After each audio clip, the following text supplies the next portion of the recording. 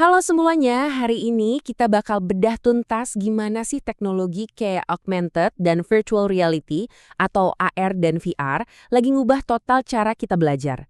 Siap-siap ya, kita akan lihat data, tren, dan masa depan ruang kelas yang mungkin nggak pernah kita bayangin sebelumnya. Coba deh bayangin sebentar, gimana kalau buku pelajaran kamu itu bisa hidup? Tiba-tiba piramida Mesir kuno muncul di atas meja belajar.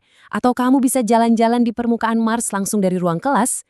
Ini bukan fiksi ilmiah lagi loh, ini adalah revolusi yang lagi kejadian sekarang. Oke, biar kita semua paham, kita harus mulai dari dasarnya dulu. Sebenarnya apa sih teknologi inti yang lagi kita omongin ini? Dan apa bedanya dunia yang ditambah-tambahi sama dunia yang benar-benar virtual? Nah, bedanya tuh fundamental banget. Augmented reality atau AR itu tugasnya nambahin lapisan digital ke dunia nyata kita. Pikirin aja filter di medsos atau aplikasi yang bikin kamu bisa lihat furnitur di kamar kamu sebelum beli. Beda lagi sama virtual reality atau VR. Nah, kalau ini, kamu diajak masuk ke dunia yang sama sekali baru. Lingkungan digital total yang bikin kamu ngerasa beneran ada di sana. Jadi, poin utamanya adalah kedua teknologi ini menciptakan pengalaman digital yang imersif. Sesuatu yang metode belajar tradisional ya nggak akan bisa menirunya. Ini bukan lagi soal baca teks atau dengerin ceramah, tapi soal benar-benar mengalami materi pelajarannya. Sekarang kita lihat yuk seberapa cepat tren ini berkembang. Karena apa yang terjadi dalam 10 tahun terakhir, apalagi beberapa tahun belakangan itu, bukan lagi sekedar tren, tapi ledakan minat yang luar biasa. Coba lihat grafik ini. Ini nunjukin pertumbuhan penelitian soal AR dan VR di dunia pendidikan yang eksponensial. Lihat deh kurvanya yang nanjak tajam banget dari tahun 2017 sampai 2022. Ini bukan cuma pertumbuhan biasa, ini gelombang besar. 1449, angka ini adalah jumlah artikel riset yang terbit cuma dalam 3 tahun terakhir studi ini aja. Artinya apa? Artinya ada lebih banyak penelitian dalam 3 tahun terakhir dibanding total gabungan 9 tahun sebelumnya.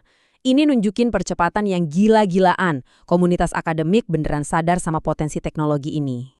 Tentu, pertanyaan yang langsung muncul di kepala kita adalah, apa jangan-jangan pandemi kemarin yang jadi pemicu utamanya? Ya kan? Logis aja.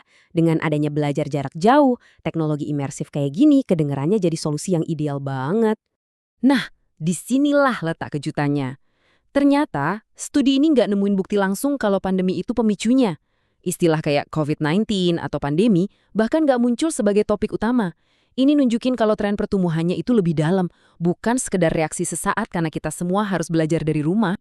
Jadi, kalau bukan cuma pandemi, apa dong yang mendorong semua ini? Yuk kita lihat janji-janji dan peluang yang ditawarkan oleh pembelajaran imersif di kelas. Wah, keuntungannya banyak banget. Bayangin deh, pengalaman belajar yang beneran interaktif, virtual field trip ke zaman Romawi kuno tanpa perlu paspor, kerja kelompok di ruang virtual, bahkan pelajaran yang dibikin seru kayak main game. Semua ini bisa ningkatin keterlibatan dan motivasi siswa secara drastis. Pada dasarnya, ini semua soal menyambungkan teori dengan praktek.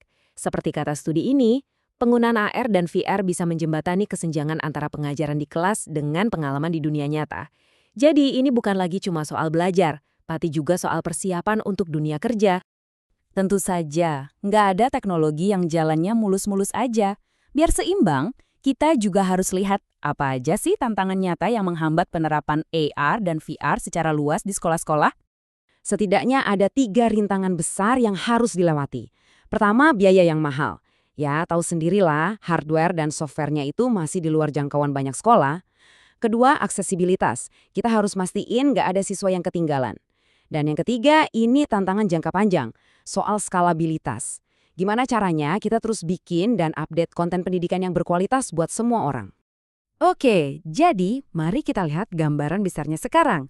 Gimana semua tren di dunia pendidikan ini nyambung ke dunia kerja dan masa depan kita semua. Diagram lingkaran ini nunjukin bidang-bidang apa aja yang paling getol meneliti dan menerapkan AR/VR. Kita lihat, ilmu komputer memimpin tapi disusul ketat sama ilmu sosial, teknik, dan bahkan kedokteran. Ini bukti kalau aplikasinya tuh luas banget, menyentuh banyak bidang profesional. Dan ini nih kenapa hal ini penting banget. Perkembangan ini bukan cuma terjadi di lingkungan akademis.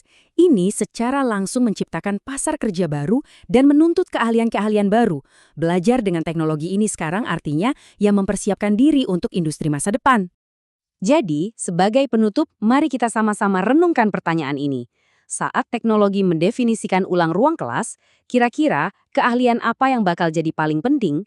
Ini bukan lagi cuma soal menghafal fakta, tapi soal kemampuan beradaptasi, berkolaborasi di ruang digital, dan berkreasi dengan alat-alat baru. Masa depan belajar itu udah ada di sini.